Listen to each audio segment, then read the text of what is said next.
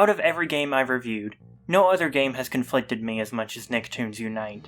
There are things I love, things I hate, and things that confuse me to no end. What are those things? Well, let's talk about it.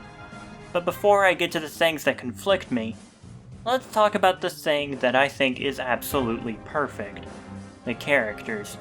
The playable characters of this game consist of SpongeBob SquarePants, Danny Phantom, Timmy Turner from The Fairly OddParents, and finally, Jimmy Neutron.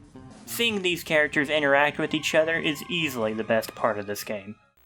Fascinating! This looks like ghost hunting technology. Did you make these devices yourself?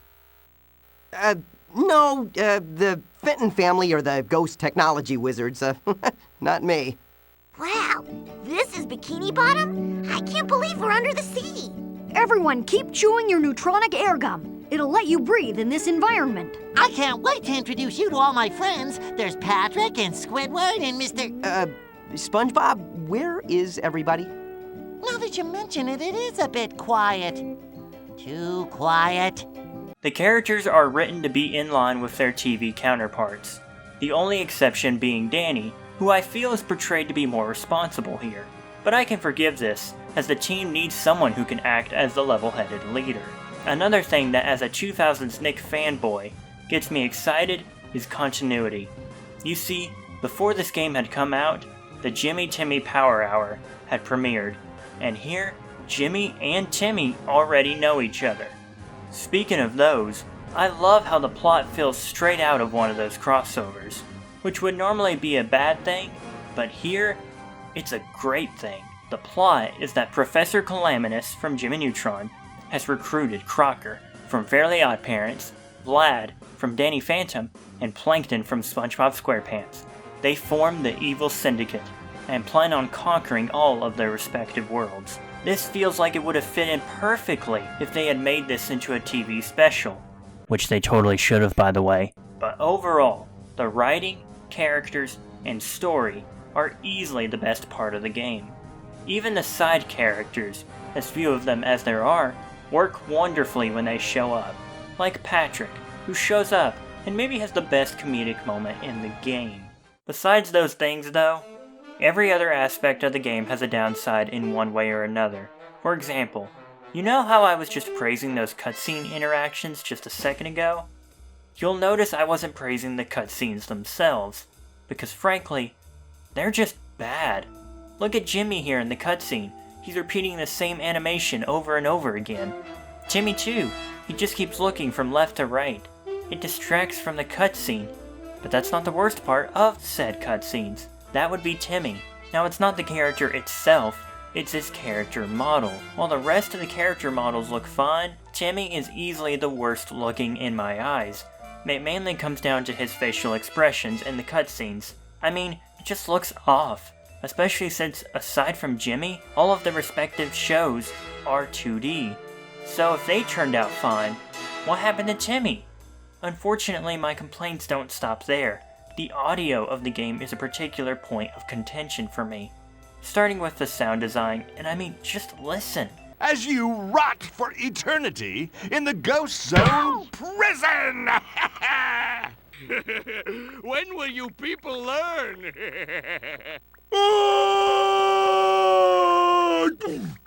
The sound design is inconsistent all around.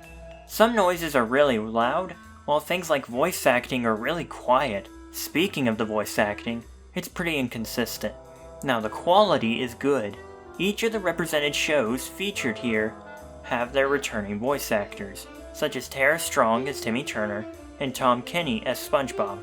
Now what I mean is the amount of voice acting is inconsistent. Some scenes feature full voice acting, but then it's just quiet text boxes for the others. I don't get it. I mean, you had the actors in the booth. Why not record the additional dialogue? Finally, in the sound department, there's the music, which is one of the main things I'm conflicted about in this game. On the one hand, it's not terrible, but do any of these tracks scream Nicktoons to you?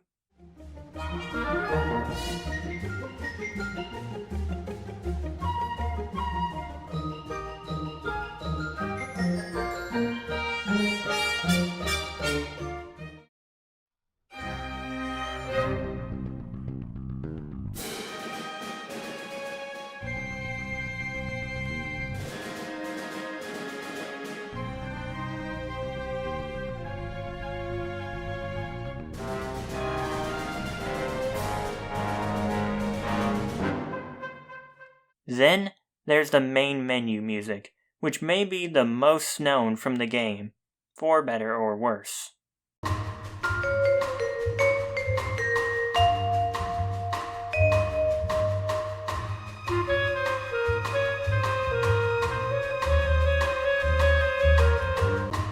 Doesn't this just get you pumped to go fight bad guys? But now I think it's time to get to the gameplay, which is the part of the game I'm easily the most split on. The game is an action platformer, with each character having unique abilities that allows them to move from area to area.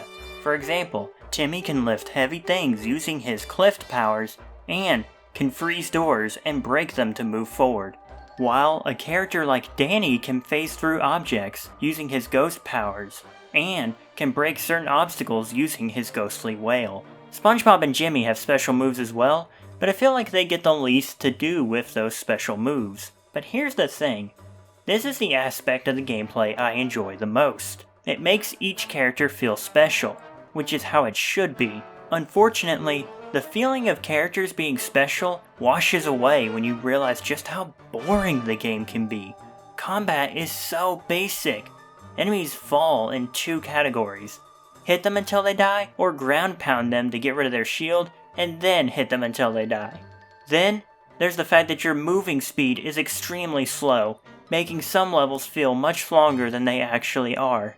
Add the sometimes sleep-inducing music and sound effects that give no satisfaction to combat, and gameplay can be a total snooze fest at times.